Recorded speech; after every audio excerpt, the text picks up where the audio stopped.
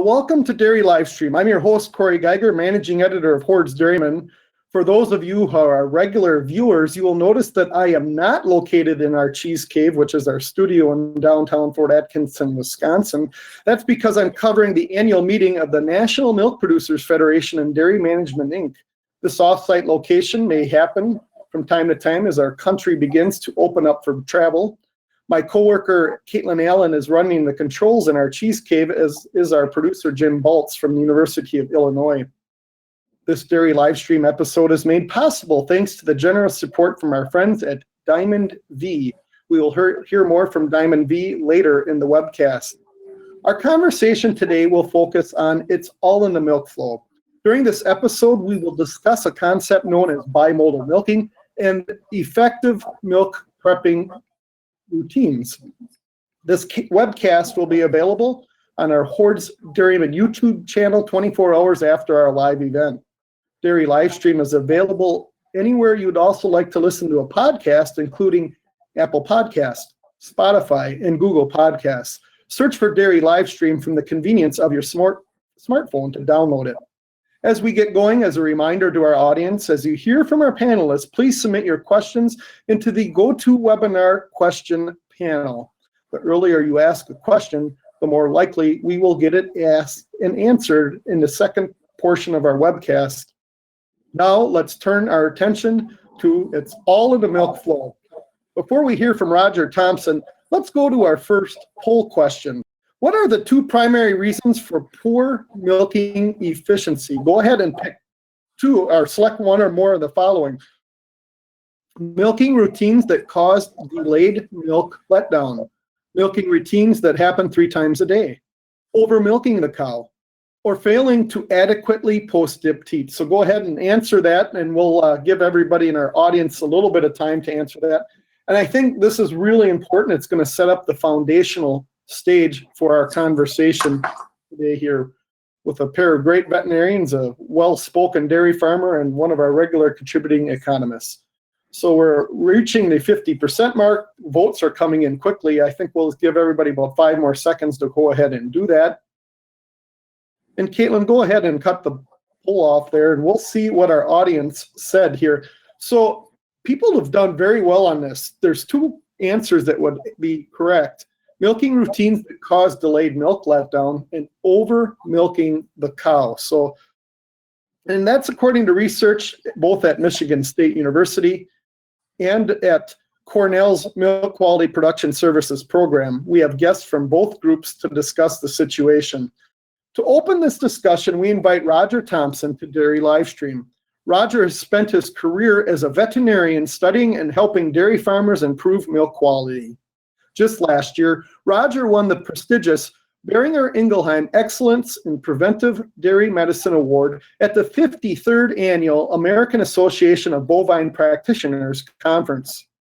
Roger, your most recent work with milk flow, prepping procedures, and a concept called bimodal milking really ramped up when you and your team at Michigan State University and the Extension program began working on a USDA project. Tell us what the term bimodal milking actually means and why it should matter to every dairy farmer. After all, the #1 crop on a dairy farm is harvesting milk. Roger? Thank you, Corey, and welcome everybody to the Dairy Livestream. So bimodal milking letdown is a very interesting concept.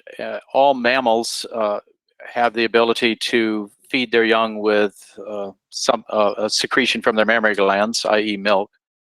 The bovine, the dairy cow that we're most familiar with and we all have spent our lives working with, has an interesting structure of their mammary gland. 80 to 90% of the milk in a bovine's mammary gland will reside in the glandular part of the udder. What does that mean? That means that that milk is not removable without the help of oxytocin, i.e. the milk letdown reflex that we've talked about forever. So a friend of mine, Paul Peets in Wisconsin, once said this, and I use it all the time. When we milk a cow to get that beautiful, nutritious food from her mammary gland, the cow needs to fully participate in the milking event. She has to be interested in sharing her food with us as humans. And only then can we really get the milk out of the gland. If we cut corners or violate some of the rules that the cow needs for a good milk letdown reflex, we will not get all of the milk out of her gland. So the bimodal letdown happens when we don't stimulate her long enough, and we don't wait long enough for the oxytocin to arrive from the posterior pituitary after we've stimulated her teats, simulating the calf nursing her. And this has always been true. From the very first time man tried to harvest milk from a cow, I'm sure thousands of years ago, this was a challenge. Today, what we're seeing more and more is we have larger dairies, which is not a problem. We have larger parlors, which aren't a problem on size alone. But what we do have is an urgency or a need to milk more cows faster and faster. And what we end up compromising will be the steps to prep the cow, the stimulation and the latency period or lag time until we attach the unit. When we violate the physiology of the cow, we end up getting a little milk that comes out initially. That's the free milk in the cisternal part of the udder. Then no flow, and then we get the oxytocin released glandular milk. The problem with that period of low flow, especially at the beginning of the milking event, is that blood congestion and teat damage is taking place because the vacuum in the claw and in the liner and exposed to the teat end climbs dramatically. That's the problem. So Dr. Ron Erskine and Dr. Ernest Hoving at Penn State and Michigan State, respectively, they earned a USDA grant. 2014, I think is when it started, and it turned into the Quality Milk Alliance. There's a website available that this data can be found at, Quality Milk Alliance, QMA. And out of that research of thousands and thousands of herds in Pennsylvania, in Michigan, and even down in Florida, they started finding a lot of modern dairy cows are getting milked with a bimodal milking event at the start of the milk harvest.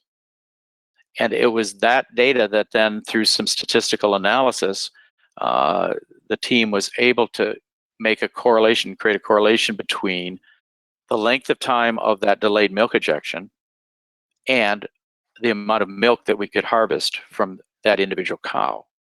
We've always said that the bimodal letdown was just a waste of time. It was a delay at the front end. We could milk more cows if we didn't have that no flow period starting off the milking event. Today, we now realize that there's also another penalty or a price to pay for that bimodal event, and it's we can't get a complete emptying of the glandular part of the mammary gland if we start with an extended period of no flow at the beginning. That's known as a bimodal letdown.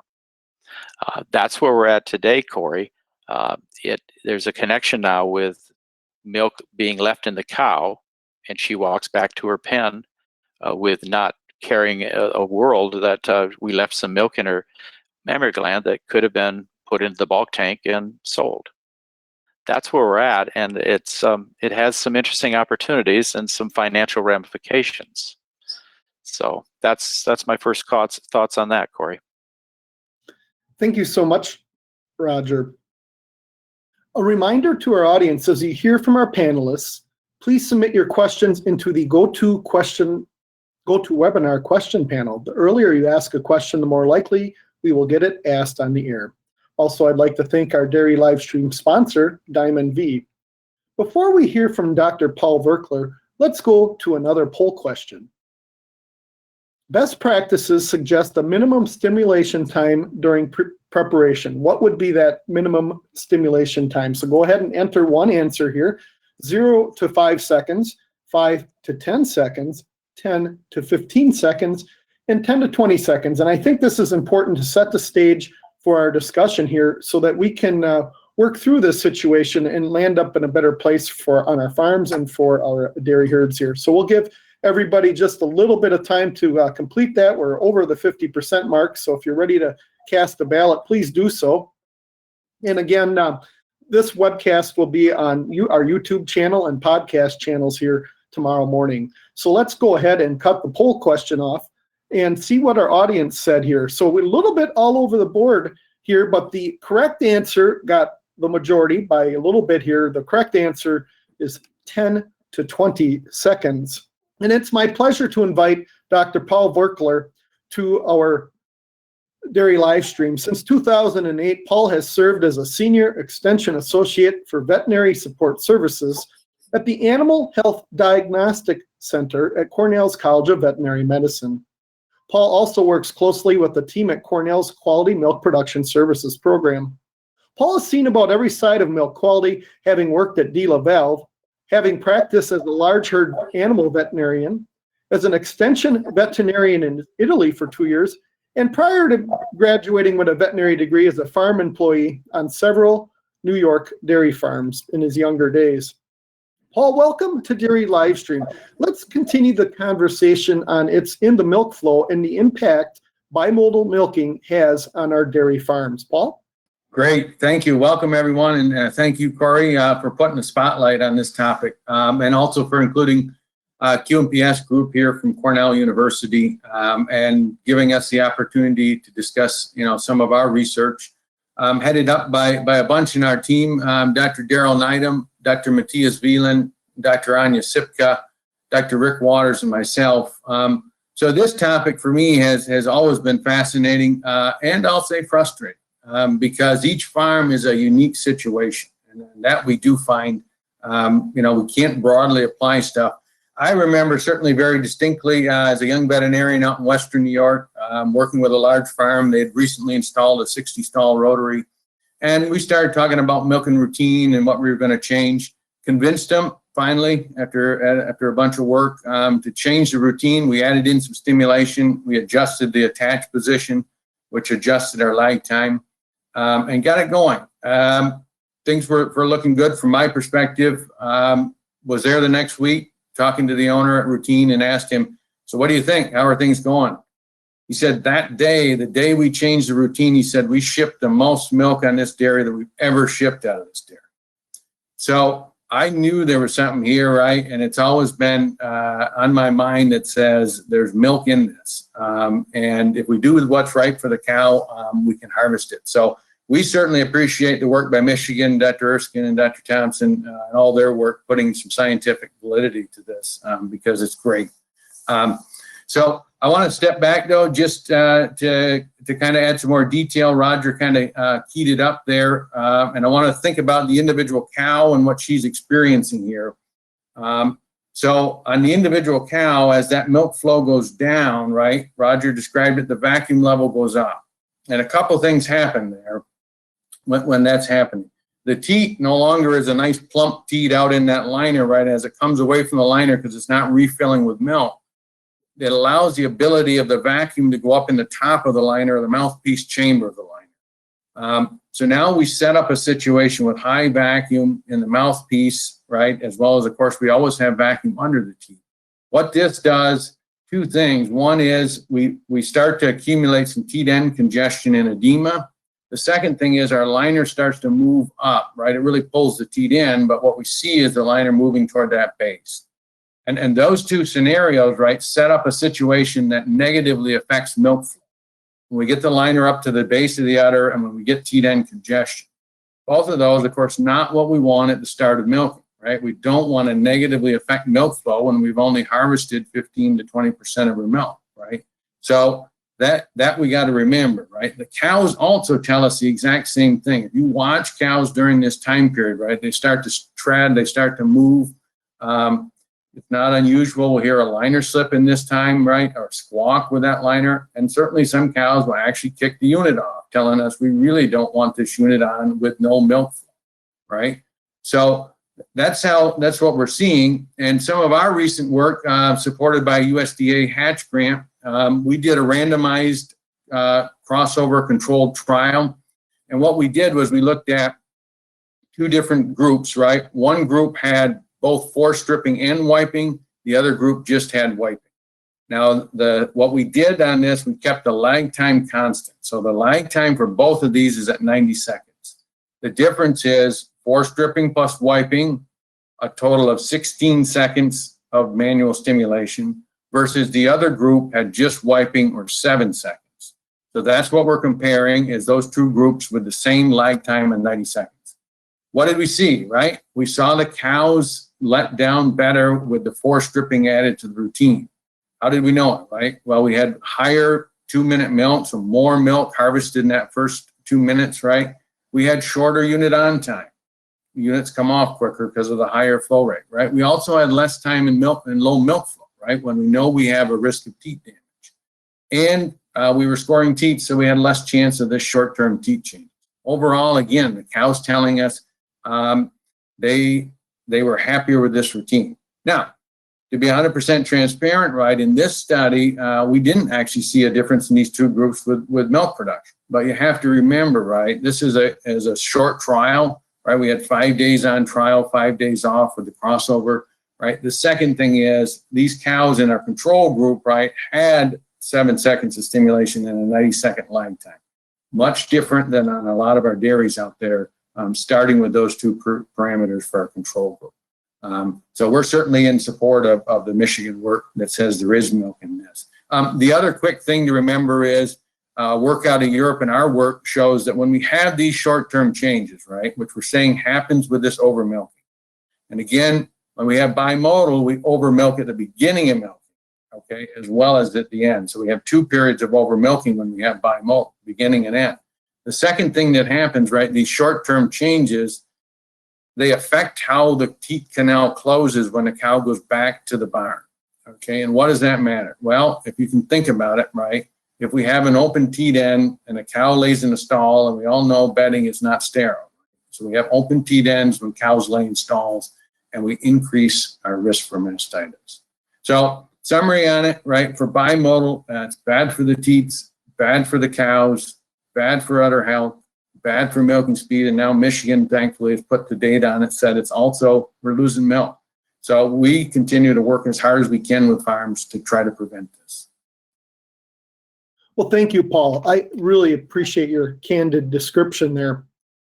And as a reminder to our audience, as you hear from our panelists, it's all in the milk flow. Please submit your questions into the GoToWebinar question panel, and we'll get those asked and answered, of course, during the second half of our program.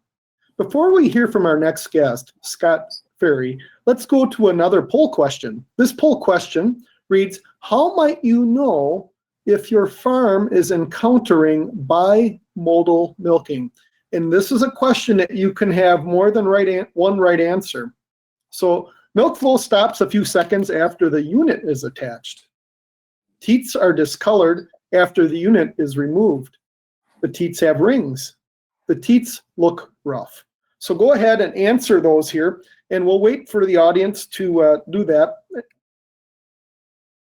And I'm really excited to have Scott Ferry on the program as well. And it's good to have a dairy farmer on the program who's actually worked through the research that these fine folks have gone through, because it brings this really to life, and where the rubber meets the road, or at least in the milking parlor. So let's go ahead. We've got a nice number of people that have answered that poll question here. So obviously those percentages add up to way over 100%. That's because everybody could answer more than one. And quite frankly, all of those should be shifted over to 100%. These are all symptoms or that bimodal milking could be happening on a farm. And if you get them all together, you really have an issue. So I'm very pleased to welcome Scott Ferry to our dairy live stream. Scott's coming to us from his dairy farm in Litchfield, Michigan. Scott was in the original study carried out by Dr. Roger Thomson and his teammates at Michigan State University. Scott's a big Michigan State football fan, and his Spartans are 9-1 at the moment. Scott, you shared with us that making changes to your milking procedures was the easiest touchdown ever scored on your dairy. Please tell us more about that, Scott, and welcome to Dairy Livestream. Yeah, well, good afternoon, everybody. Thanks for having me on. I have to say, this was pretty cool research. When I was approached originally by Dr. Ron Erskine to take a look at this type of research, I thought, yeah, sure. I mean, I'm always willing to help and maybe better the industry. But I got to understand it better. And I mean, it set me back. We're in Michigan, great weather, great crops, great cow comfort. But we were looking for different ways to just be the most efficient that we could be, from an economic value to our farm, not maybe necessarily looking to milk just more cows, but just how to be the most efficient that we can be per cow. And so I have to tip my hat from that football analogy. It's kind of like Dr. Thomson, the quarterback, Dr. Erskine is the receiver. And when I got the results, it was just that pass to the end zone. It's, 3rd and 10, and we just took it right to the end zone. It was like touchdown. It was the opportunity to gain more milk, but I didn't have to spend any money to do it.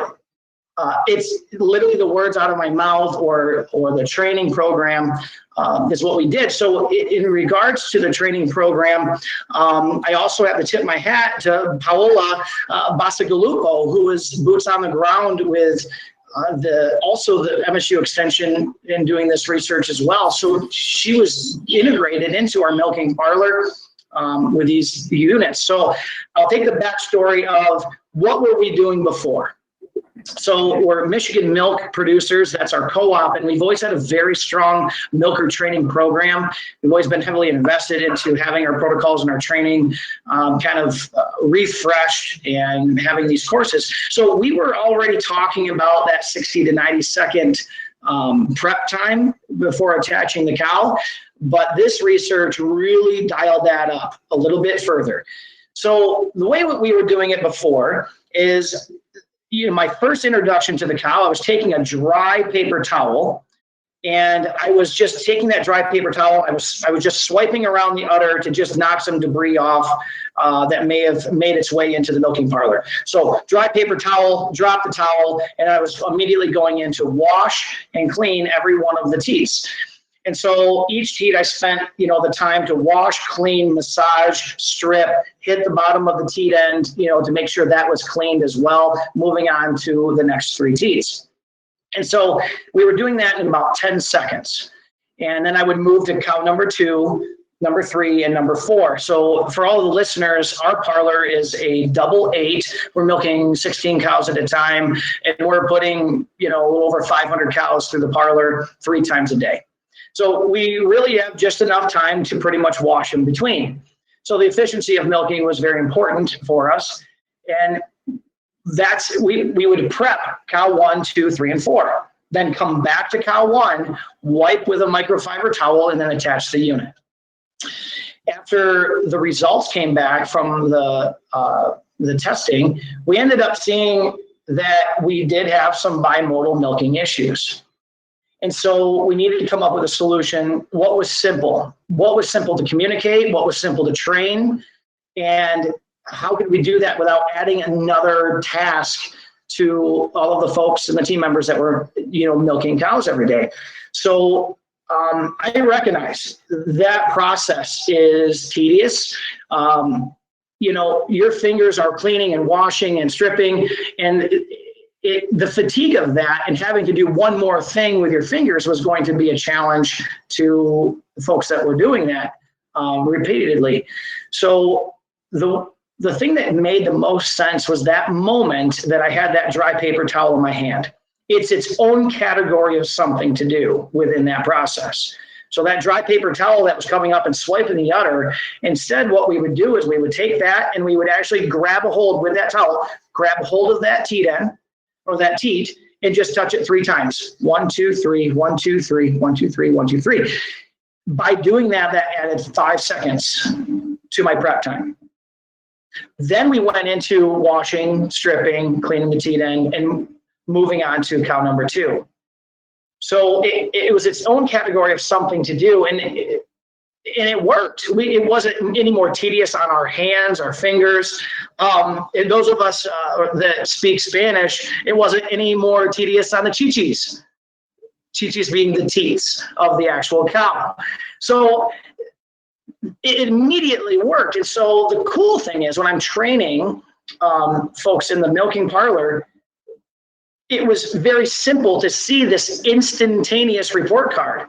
So I'd go in, I would do it wrong, And you could see in the milk claw that the milk wasn't, or the milk would stop flowing.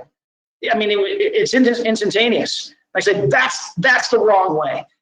And then we go and do it right by adding that extra 5 seconds. Boom, you've got that full-on milk flow, and everybody is immediately seeing visually that it works. So then the cool part is the cow actually milks out faster. So now we're talking with our dairy suppliers. We're wanting to make sure that our unit on time and all our settings are correct, because we don't want to over milk the cow. And when she's done milking, we want to make sure that's coming down. So when you're graphing that, we can actually see that, all right, we need to pop that milker off, leaving her just a little bit wet. And in the end, we were getting a minimum of 2.5 more pounds per cow per day. So, it's no secret around here or anybody else that's listening. I really don't care to milk more cows, right? I want to milk Olympic qualifying, podium qualifying athletes. I want to be the most efficient that I can be. So when those cows are coming in the parlor, more cows adds, the stocking density increases, the cow health decreases. I'm maybe not paying attention to the quality of my forages as much by having to deal with more issues.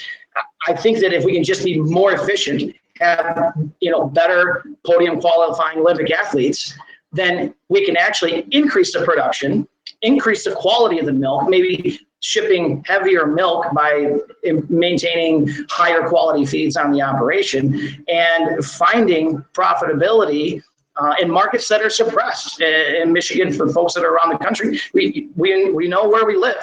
And it has been a challenge, and so we've had to just think critically. So my hats are off to the team, all of you folks here, and being a real contributor to the improvement of milk flow on our farm. That didn't have to cost me an arm and a leg, didn't have to cost me anything. I didn't have to buy some technology to do this. I just had to use my mouth, I guess, and that's what I apparently am good at. That's why I'm here today. So thanks a lot.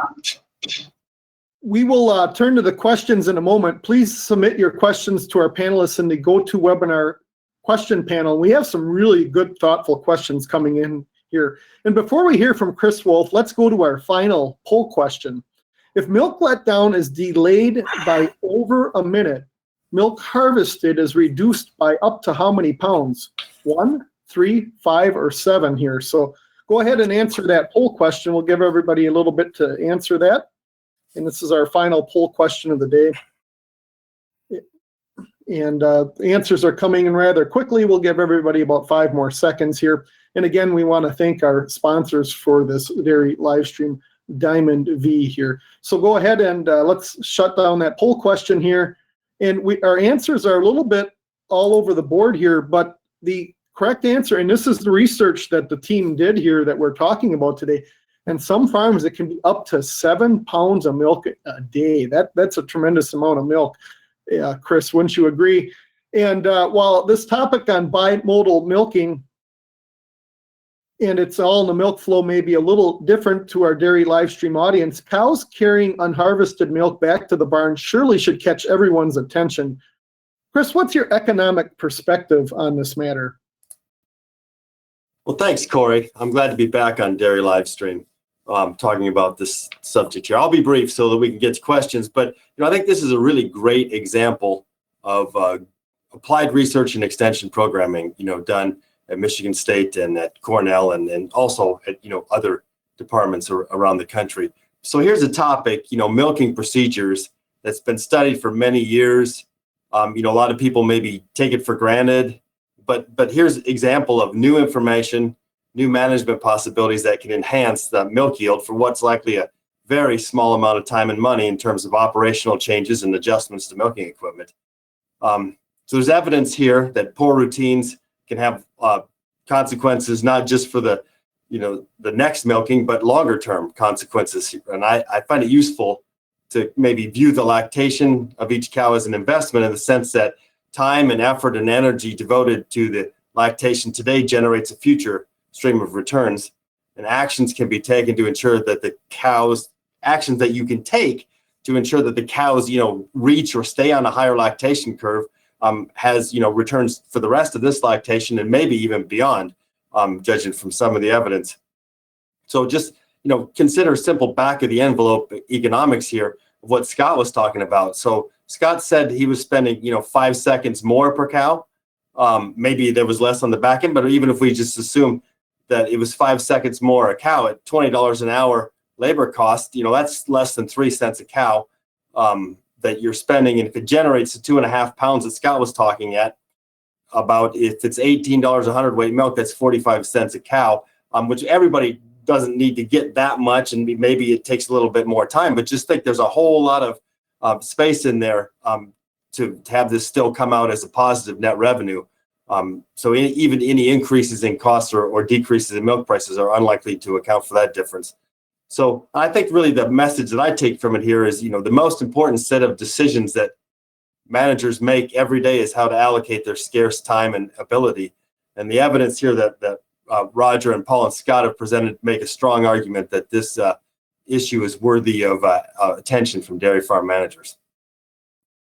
Thank you, Chris. And that's a great vest you're wearing, by the way. With the undeniably dairy vest you're wearing, you could be here at the annual meeting of Dairy Management Inc. and the National Milk Producers Federation with me. We're going to now turn to our question portion of the program here. Please submit your questions for our panelists into the GoToWebinar question panel. Before we take our first question, we want to thank our Dairy Livestream sponsor, Diamond V. Now we will hear a few words from them. Caitlin and Jim, could you go ahead and play that video? When your goal is to help animals reach their full potential, health matters. Diamond V offers a fresh perspective on animal health, a perspective that supports gut health, strengthens immunity, and ultimately enhances performance. For those who choose to invest in keeping healthy animals healthy, feeding Diamond V makes a statement about another dimension of profit, where margins are measured by confidence in your future. To get a fresh perspective, visit diamondv.com, because animal health deserves a healthier approach. Thank you again to Diamond V for being our Dairy Livestream sponsor. To learn more, visit diamondv.com/dairy. Again, that's diamondv, diamondv.com/dairy. So now we're going to open up the questions here. We're going to go straight to audience questions here. And the first question here, and I think we want Roger and Paul to go ahead and answer this one.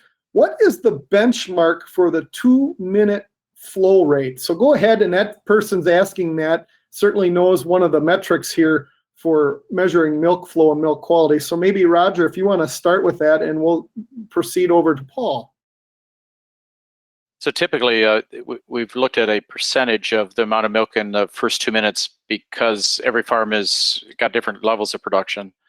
So the goal has always been at least 50% of the entire milking event that will be harvested in the first 2 minutes.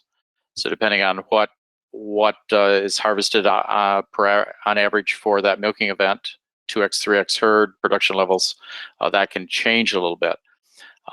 Some of the impacts on that percent in the first 2 minutes can also come about by how the prep is being done, not just whether it's a bimodal milk out or not. So that can hurt the amount of milk in the first 2 minutes, or just a herd that is milking lower, has a lower per cow per day production level. That said, a bimodal event is really, really going to impact that amount of milk harvested in the first 2 minutes. It's the classic waste of time. The research that the QMA model came out with, Dr. Erskine and us and the team, it's dose related in terms of how much milk you don't harvest based on the length of the delayed milk ejection reflex, i.e. the bimodal letdown. So the longer the letdown delay, the greater the amount of milk that is not harvested. And that's where the one quiz question you asked, it's a phrase that Dr. Erskine has come up with. It's a 60-second delay in milk ejection is 7 pounds that could be missed or thrown away. 60-second delay is 7 pounds thrown away. Sounds like a really good bumper sticker for the dairy industry, but that's the correlation. So the shorter the delay, the less milk you're going to not harvest. Paul, you want to add on to this? Yep. I agree. Agree with you. I mean, we tend to use maybe we'll use just a straight pounds number. So we use just 15 pounds for 3X herds, 18 for 2X, as easily achievable. See herds doing quite a bit higher than that. And that way we just don't have to figure the percent milk out of the milk. But no. Scott, what's been the impact on your farm? I mean, we're talking about benchmarks and that, but in theory, you slowed down the beginning of the milking preparation process, and that actually resulted in shorter milking times and more milk flow. You know, just wrap this up on the practical aspect of what it's meant on your farm. So practically, this goes beyond the cow. So we're here for the cow, but this provides additional quality of life to the people that are working with the cow. So if I can get more milk per cow, I can ship the same amount of pounds, maybe less cows. It takes less time for me to milk all of the cows, and folks that are here working can have more time to do something else that they would rather do. So here's the thing. I don't have to have their income reduced because they got done milking sooner. I could fix their income to a standard amount of hours that we would be maximizing, and then allowing them to leave earlier. And I'm still making more milk, so there's more revenue to the farm, but it's a benefit to the employees as well.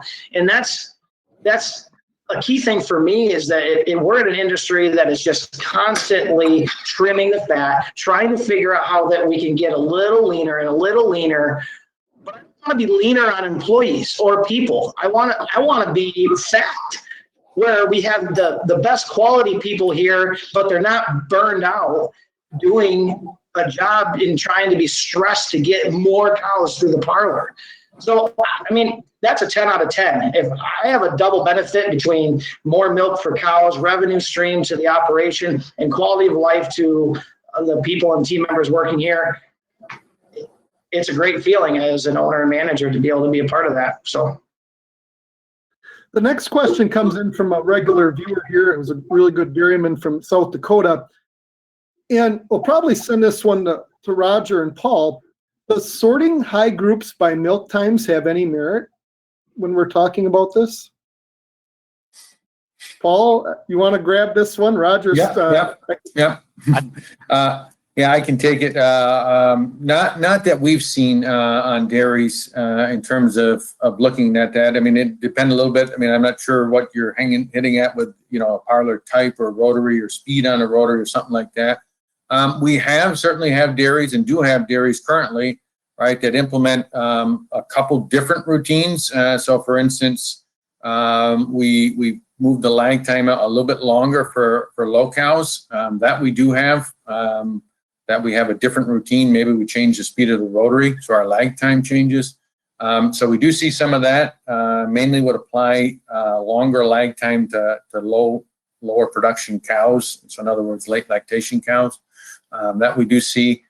Theoretically, our heifers are more at risk of, our first lactation animals are at higher risk of a bimodal. So it might be something to consider there. For some farms, right, though, it's just too difficult. The routine gets messed up, so we just have one routine. Yep. I think maybe this question also wraps it into something we talked about also earlier. It really impacts peak milk. And so that dairyman was talking about the early lactation cows and those at high milk production. So if we have bimodal milking on a cow early in lactation, we're probably going to lose some peak milk. So bimodal milking, even after it's corrected, could potentially impact the entire lactation.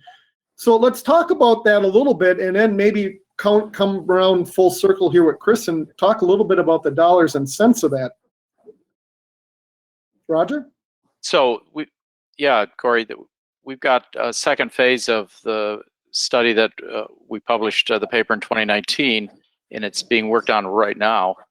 The idea is to come back to some of these dairies and follow the same cow over many, many, many days. The initial data was use statistics to find a difference between a cohort group that had a bimodal or not a bimodal in the same herd, and that's where the statistical significant production drop was being measured. But what about the same cow? Does an individual cow, is she more prone to a bimodal letdown every time she comes in with the same prep? Can she maybe have a bimodal, and then as she retains a little milk over the next 1 or 2 visits into the parlor, she has more fill to the udder, more pressure. Maybe then she has a normal letdown and then goes back to a couple of bimodals. A lot of questions on that, which comes back to your point. If we have these bimodals, we're not getting all the milk that's harvestable out of the gland. Could that take the top off of peaks? Could that impact peak production on herds? A pound of peak is equivalent to 200 to 225 pounds over the entire lactation for an individual cow. Every pound of peak we lose or gain. So if there's something to it, and stay tuned, we'll be having data and being able to publish something in the next year and a half. That's a really good question. What does it do to these cows milking after milking if we don't get all the harvestable milk out of the cow? And that's what we're talking about here.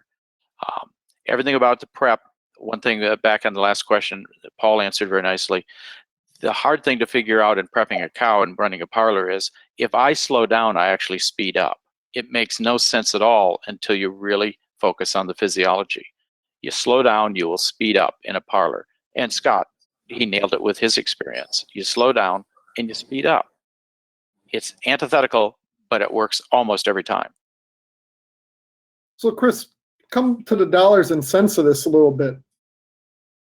Well, I mean, I think Roger just gave a really good summary there, right? A pound of peak can be worth 200 to 225 pounds over the lactation.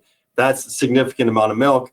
That's going to mean possibly in the case like Scott that you can maybe milk less cows and have other costs go down that are associated with that. Maybe not accounting for this bimodal type events results in cows being cold that shouldn't have been cold. It can have kind of trickle down effects all the way down as far as the costs and the revenues on the farm. Scott, you have a lot of experience in this area, and it seems like you have really good rapport with your employees. After you made these changes in that, what did they think? What are some of the comments that you heard from them? Well, first of all, I think just communicating on the front end that I'm not trying to create additional work or additional time spent that I cared about. I'm caring about the fatigue and understanding the process. Every time I get into the parlor to milk, I get, I'm kind of like the fresh horse. But I recognize that when you've been doing it every single day continuously, that it's mundane and somewhat exhausting. Or you are exhausted at the end of your shift, no matter what. So I guess because I'm still young and I got to milk a lot of cows on the daily on the farm, that I understand or am not too distanced from, I guess, what they're feeling. And so on the front end, communicating that. So what I'm asking you to do is not something I am going to continue or add fatigue to this process, but just adding that extra time in that cleaning is going to help everybody concerned. And the buy-in was very simple. So the employees were very amicable about it, and that I don't feel like they got any pushback or felt that anyway. So we're getting a number of questions here on the robot or automated milking system side of the equation here. And I'm going to try to bundle them all together here because I think it's an extended conversation here. So the first question is, have you done the same study on farms with automated milking systems? So that's pretty straightforward. Can you avoid bimodal letdown with a robot? And really the summary question here, can today's robots complete proper prep in areas of stimulation, cleaning, and drying of teat ends to avoid this situation? So I think for these 2 or 3 questions from 3 different audience members, we'll turn to Roger and Paul on that, and I'll just throw the volleyball in the air and one of you can jump in first. I'll start, and then you can correct all my mistakes, Paul. So there's the automatic milking systems. There's two basic kinds of preps that I'm aware of. You've got one of the systems that have brushes, and so they're going to apply a sanitizer on the brushes, and the brushes are going to prep clean the teats. We've got the same technology in conventional parlors with some of the brush systems that are either handheld by the milkers or are coming with a robotic arm that are brushing the cows. The brush systems, they clearly have stimulation capacity to them. The cow is going to feel the brushes and getting some stimulation. Is it as good as a hand prep? Is it better than a hand prep? I think there's some debate, and Paul may have some data on that. I think he's got some data on that point of view. But the point I want to make is most of the other automatic milking systems have a cup that is attached to the teat, and it circulates some liquid. For lack of a better term, I think that's being called a jacuzzi prep cup.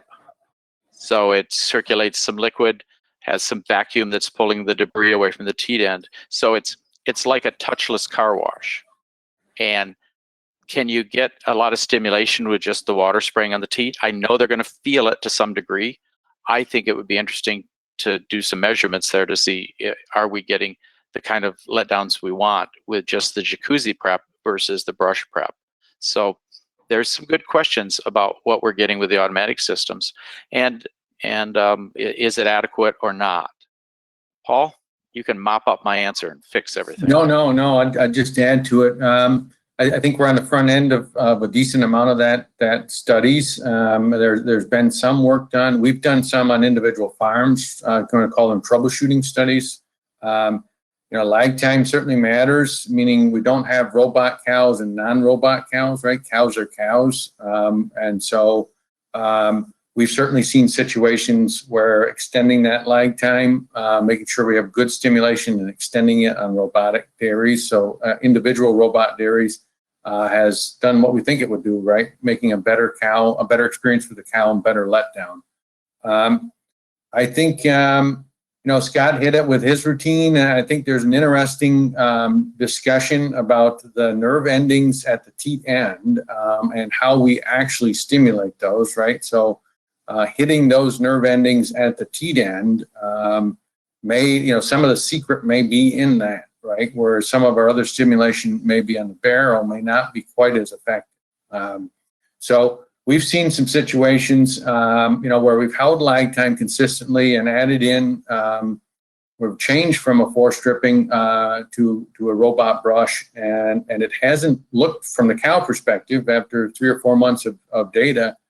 The cows are telling us that's not the same stimulation. So interesting, still I would call all this ongoing, and I would call it all field work at this point in terms of not, a good scientific studies for you to quote. But it's there, and it's the same concept on robots, no question. And can we over milk on robots? Yeah, we're going to quarter level milk most robots, right? So, but we can still over milk at the quarter level, and we still have bimodal. And that we certainly have shown with lacto quarters on robot quarters, and shown if we have a short lag time and poor stimulation, that individual quarter will see a bimodal. So, yeah. The one event that we've always done by hand that is not been replaced in any of the automatic systems is force stripping. The hallmark of looking for mastitis is force stripping, but I think we've undervalued its part in stimulating. And force stripping with a manual prep, a traditional prep, and a conventional parlor, it is a phenomenal part of a good stimulation. And more big conventional parlors are saying, I don't have time to force strip anymore. I'm just going to pre-dip and towel wipe, or maybe barely towel wipe. So I think force stripping is hard to replace. It is a tremendous stimulator. Scott can talk to it more than I can on his herd for Scott, that let's step. turn to you on that, because you're nodding your head there. Yeah, like at the end of the day, what are we doing? We're trying to emulate a calf, bumping the udder.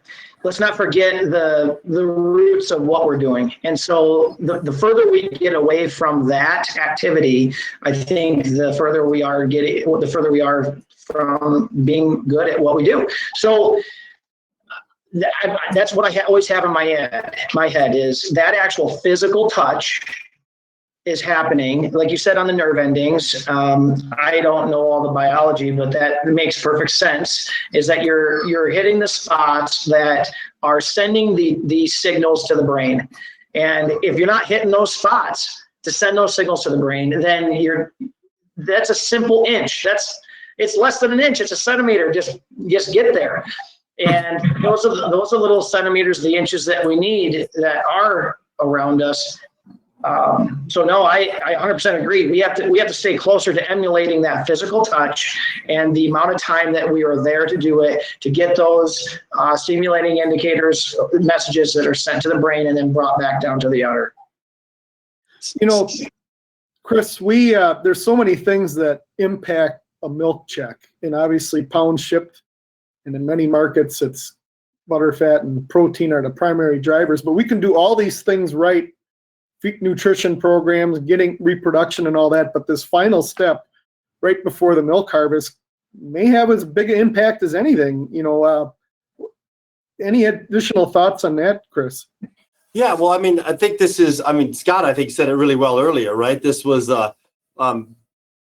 low-hanging fruit that you didn't know was on the tree, that he could, make some simple adjustments and get higher milk yield. And we got to take advantage of the easy fixes, right?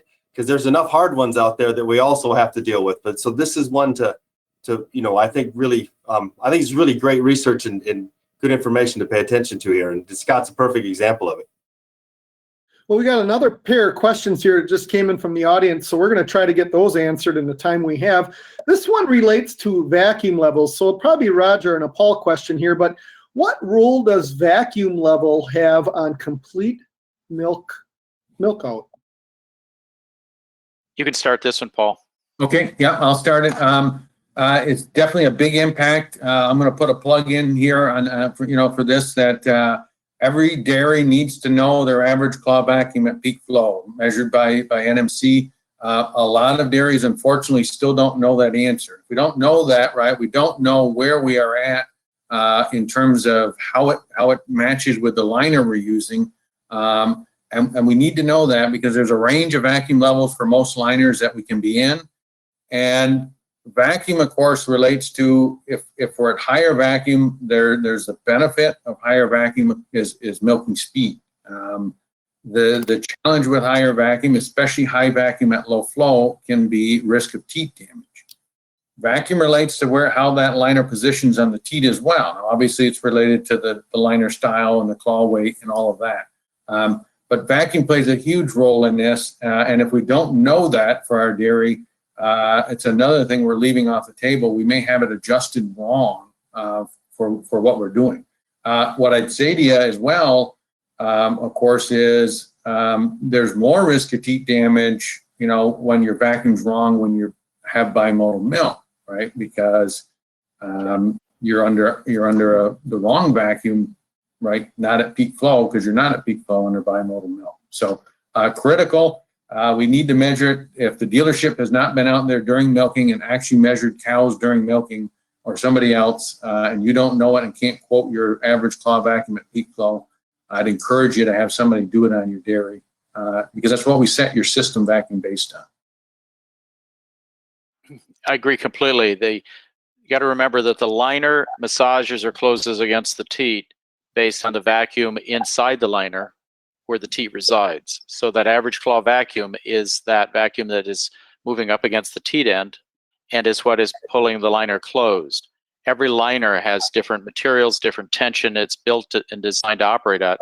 So that average claw vacuum at peak flow has to be designed and set for the liner of choice. It's not right or wrong. It's getting the barn set up for the liner to perform the way it was designed to perform. And the whole thing about machine milking, harvesting milk with a machine, is a series of compromises. Speed is not comfortable. Comfort is not fast. Complete is not necessarily comfortable, but we want to milk a cow out completely. So all the goals of milking a cow with a machine has a sweet spot, and it can be off either too much or too little of vacuum, pulsation phases, all those things that can impact the harvest of milk, and do it comfortably. So the cow wants comfort, we want speed. We got to find a sweet spot in the middle. So another question here is, what would be an ideal milking routine for a double 12 parallel powder? They're milked 3 times a day. So another dairy farmer comes in with that question. I think Scott's got to answer this one. It's his wheelhouse. Yeah. There's a challenge to that. So we're doing 4 cows on a double 8. So we have 2 people in the parlor. I don't know how many people you have doing the work. It's different everywhere, but I can guarantee you this: I have more people doing the work than what anybody ever tells me I'm supposed to. Cows, people per cow or cows per person, all of those numbers I'm wrong at. But you have to decide what you can tolerate financially to do what we're supposed to do. But if you're getting that return, if it's costing you 3 cents to make 42 cents per cow per day, start doing that kind of math. And you might be able to afford more people. And maybe affording more people takes less stress off of all of the people. And maybe less stress off of all of the people actually reduces your turnover rate. So those are the keys. Those are the little inches that I think we need in this industry. So I don't know what some of those questions I was having about your double 12. I don't know, but consider that so that you can get that milking routine that makes more sense. It's a great return. Thanks, Scott. We're approaching the top of the hour. We're going to give Paul 30 seconds to respond to this question. A New York dairy person chimes in: how can QMPS help producers to determine if bimodal milk flow is an issue? What could a producer expect in an analysis and assistance? So if you want to give that a quick response. Yeah, sure. So we've worked pretty hard over the last, I'm going to call it 5 years, trying to standardize what we call our data collection. When we come to a dairy to do a milking center audit, we're going to look at 11 or 12 things, and in that's going to be the claw vacuum. We're going to graph all your pulsators. We're going to measure the milk line vacuum.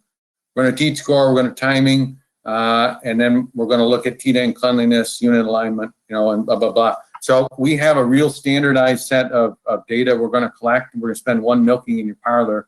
And out of that, we're going to provide to the team, your milk quality team, come back out. And the biggest thing is come back out, sit down with all your advisors and talk about it. Because for anybody across the country, I think we found one of the huge opportunities is have a good set of data that's repeatable data, and then sit down with everybody, all your advisors, and hash it out and say, what are our next steps? We found some great success, and then repeat it over time. Just keep a lot of these dairies were back between every 3 and 6 months, and just keep repeating that data. Yeah. Well, thank you. Our next episode of Dairy Livestream will focus on this year's corn silage may feed differently. That episode will air on Wednesday, December 8th, 2021 at 11 a.m. Central Time. and will be archived on the Hordes Dairyman YouTube and podcast channels the very next day. We look forward to seeing you then. On behalf of Roger Thomson, Paul Virkler, Scott Ferry, and Chris Wolf, I am Corey Geiger, your host. Thank you for joining us today. We wish you all a good day. See ya.